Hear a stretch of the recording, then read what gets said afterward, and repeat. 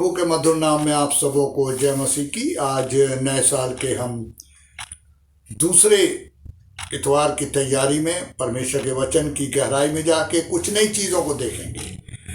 मेरे प्रियो, जैसे कि बाइबल बताती है, नए साल में परमेश्वर ने जिस चीज़ को दिया वो था नई सृष्टि।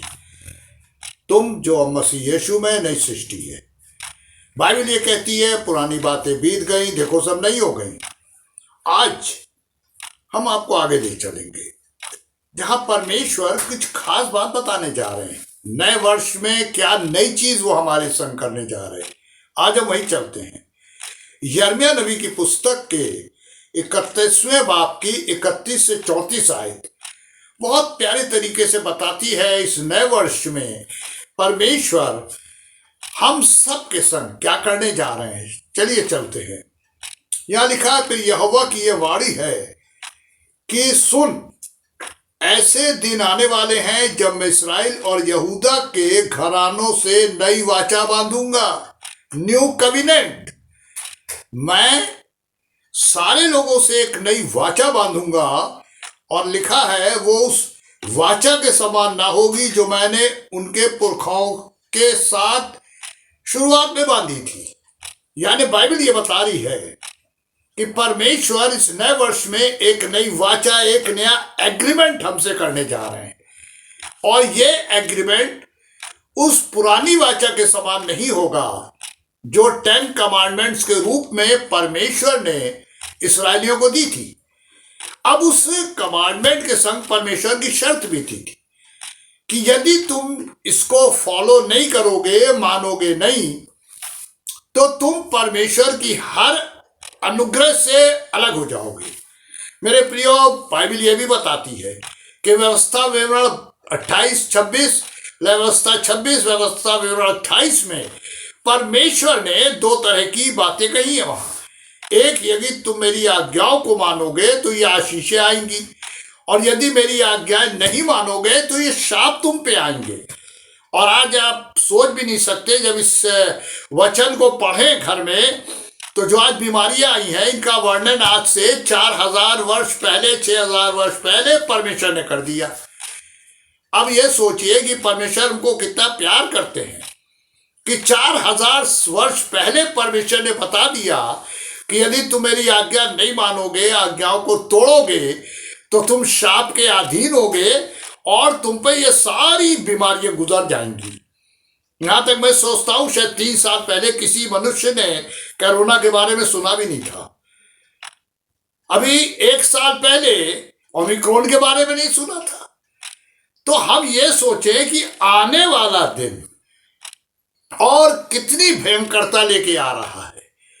पर जरूरत क्या है आज हमारे लिए, सबसे बड़ी आवश्यकता क्या है?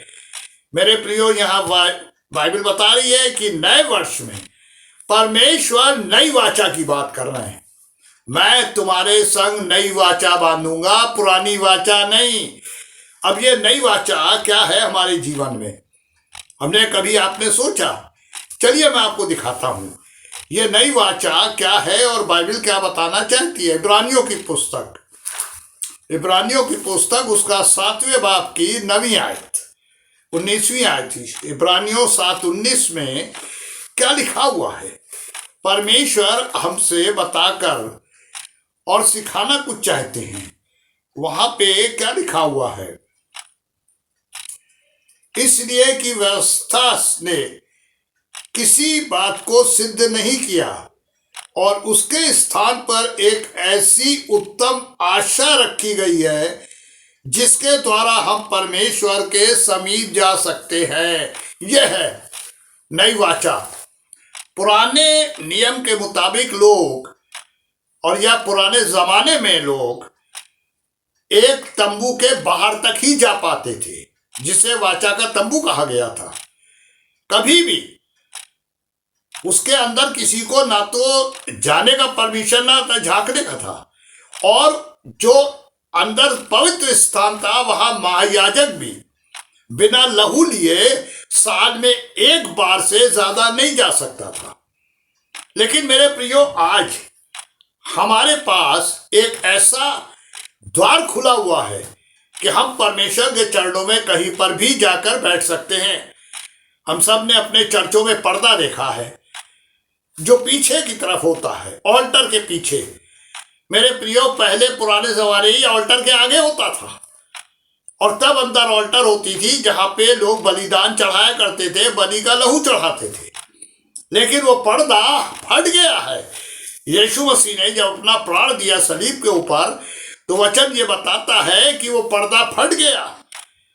तो मेरे प्रियो, ये पवित्र स्थान खोल दिया गया हमारे आपके लिए। क्यों खोला गया? ताकि हम परमेश्वर के चरणों में जाएं, परमेश्वर के चरणों में बैठे और अपने बोझ यहोवा को दें, अपनी बातें परमेश्वर से कहें। अगर अपन बाइबल पढ़ते हैं तो अपन को मालूम है कि जब शैमुएल के टाइम में हन्ना दुखी थी, उसको परमिशन नहीं था मंदिर के अंदर जाने का। बाइबल कहती है वो बाहर बैठी हुई थी तंबू के, और वहां से वो प्रार्थना कर रही थी। एली देख रहे थे उसको। उन्होंने कहा, भाई तू कब तक नशे में रहेगी? नशा उतार और जा यहां से। उसने क्या बोला? मैं नशे में नहीं हूं।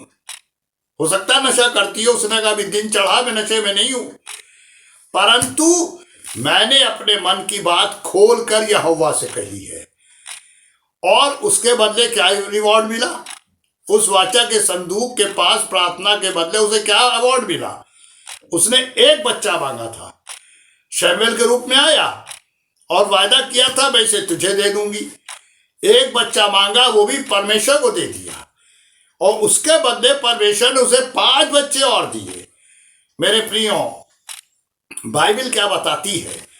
नई वाचा, न्यू एग्रीमेंट परमेश्वर ने मुझसे और आपसे किया है, और वो ये चाहते हैं कि हम और आप इस नई वाचा के द्वारा परमेश्वर के निकटता में रहें और परमेश्वर की आशीषों को अपने जीवन में महसूस करें। आज पुराने जमाने में और आज में क्या फर्क है मालूम है आपको? जब पुराने जमाने में लोग इस्राएली या मसीहों घर में जाते थे तो एक शब्द बोला करते थे, परमेश्वर की आशीष आप पर हो। आज मेरे प्रियो कोई बोलता है क्या ये? बाइबल क्या कहती है? जो तुम्हारे पास है वही तुम दोगे। अब जो बोल रहा है उसके पास ही आशीष नहीं तो देगा कहां से? अगर हमारे पास पैसे नहीं है और कोई भिखारी आके खड़ा हो जाए या कोई हमसे अपनी नीड बताए तो हम क्या बोलेंगे? अरे भाई हमारे पास ही नहीं, तुम्हें कहां से दे? मेरे प्रियो, जब आशीष हमारे पास नहीं है तो हम दूसरे को आशीष कहां से देंगे? क्योंकि जो होता है वही दिया जाता है। पुराने जमाने में जो परमेश्वर के लोग होते थे वो आशीषित होते थे, और इसीलिए जिस घर में जाते थे वहां आशीष होती थी। और वचन ये भी बताता है कि प्रभु ने यह आज्ञा दी थी, तुम जिस घर में जाओ उन्हें आशीष दो। यदि उस घर के लोग इस योग्य होंगे तो उन पर आशीष उतरेगी, अन्यथा तुम्हारे पास लौट आएगी। तो ये आशीष डबल भागीदार बनता था वो आदमी जो आशीष देता था। लेकिन आज तो मेरे प्रियो हम सिंगल भागीदार भी नहीं है, और सबके पीछे एक कारण है, परमेश्वर की आज्ञा का उल्लंघन। अंत के दिनों के बारे में परमेश्वर ने कुछ बातें हमसे कही।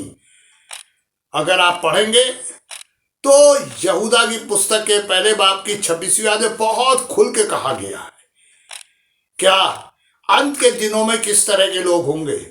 दूसरा तीमुथियुस के 3 बाब की पहली आयत में लिखा हुआ है अंत के दिनों में किस तरह के लोग होंगे। और जानते हैं जो पहली कैटेगरी क्या है? सेल्फिशनेस, अपने बारे में सोचने वाले, अपने लिए सोचने वाले, थोड़ा बढ़े तो परिवार के लिए सोचने वाले। बुरा है ऐसा कुछ नहीं लिखा वचन में, लेकिन वचन क्या कहता है? हमें पहले किसके बारे में सोचना है? परमेश्वर के बारे में, परमेश्वर की सेवकाई के बारे में, और उसके बाद अपने बारे में। तो बाइबल क्या कहती है? परमेश्वर को तुम्हारी सारी चिंता है। अरे अपना बोझ तो यहोवा पे डालो। हम तो कहते नहीं है, मोबाइल से दूसरों को बोलते हैं। मेरे पास बहुत फोन आते हैं, अपना बोझ देते हैं लोग मुझे, और मैं हर एक से एक क्वेश्चन पूछता हूं, क्या तुमने ये बोझ परमेश्वर को दिया? क्या तुमने ये बातें परमेश्वर से कही? साहब कही थी, सुनते नहीं है वो। क्यों नहीं सुन रहे भाई? क्योंकि वचन क्या बताता है यूहन्ना 9:31 में, परमेश्वर पापियों की नहीं सुनता, पर यदि कोई उसकी इच्छा पर चलता है और उसकी आज्ञाओं को मानता है तो उसकी सुनता है। आज के युग में क्या परमेश्वर नहीं सुन रहे हैं? सुन रहे हैं। शर्त क्या है? हम इस लायक है नहीं, हम इस लायक नहीं है, इसलिए परमेश्वर का जवाब नहीं आ रहा है। बीमार है, प्रार्थना कर रहे हैं, गरीबी में प्रार्थना कर रहे हैं, पैसे की जरूरत है, प्रार्थना कर रहे हैं, कुछ नहीं हो रहा है। वजह, परमेश्वर ने अपने को हमसे अलग कर दिया है।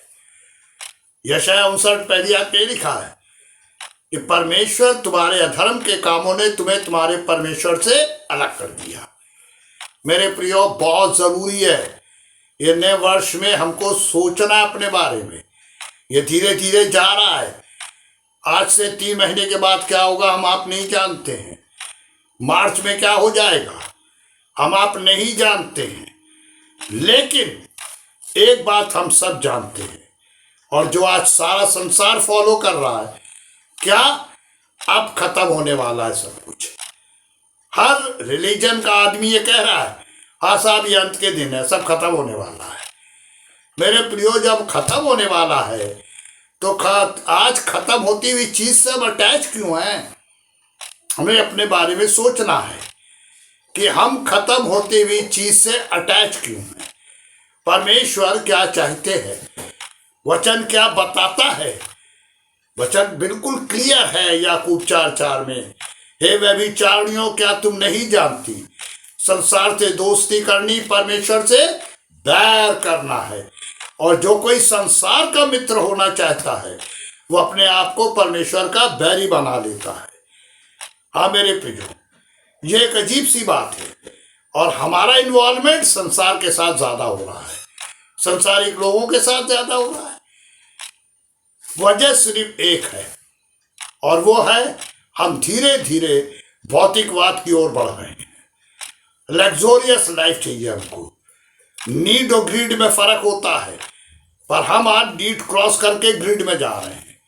मेरे प्रियो, परमेश्वर आज अंत दिनों में हर एक मनुष्य से सिर्फ एक बात चाहते हैं कि हम अगर अपने परमेश्वर को अपने सारे मन, अपनी सारी बुद्धि, अपने सारे प्राण और अपने सारी जान से प्यार करें तो परमेश्वर हमको सब कुछ देने के लिए तैयार है।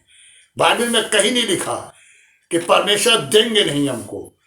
शर्त यह है कि हम एप्लीकेबल हो, इस लायक तो हो कि परमेश्वर की चीजों को हम सहेज सके, हमारे पास वो हो और हम परमेश्वर के लिए उसे यूज करें। मेरे प्रियो, 10 कुआरियों के बारे में सबने पढ़ा सुना है, हर मसीही जानता है। 5 कुआरियां तैयार थी और 5 नहीं थी। जो नहीं थी छोड़ दी गई, जो तैयार थी वो दूल्हे के संग चली गई। प्रकाशित वाक्य में लिखा हुआ है कि प्रभु यीशु आ रहे अपनी कलीसिया को लेने, अब अपनी दुल्हन को लेने। क्या दुल्हन तैयार है आज? मेरे प्रियो, अगर दुल्हन तैयार नहीं है तो शादी नहीं होती है। क्यों? क्योंकि वो इस लायक ही नहीं है, और यीशु मसीह लेने आ रहे हैं। वहां लिखा है वर्णन, दुल्हन तैयार है। आज हमको सोचना है क्या हम तैयार हैं? यह नए वर्ष को हम अपना एक बर्डन बनाए, बोझ बनाए, तैयार हो, प्रभु आए और हम सब प्रभु के राज में प्रवेश करें। होने दीजिए इससे पहले कि और महामारी फैले, हम सब परमेश्वर के राज में प्रवेश कर दे। परमेश्वर की आशीष हर एक के संग हो। आमीन।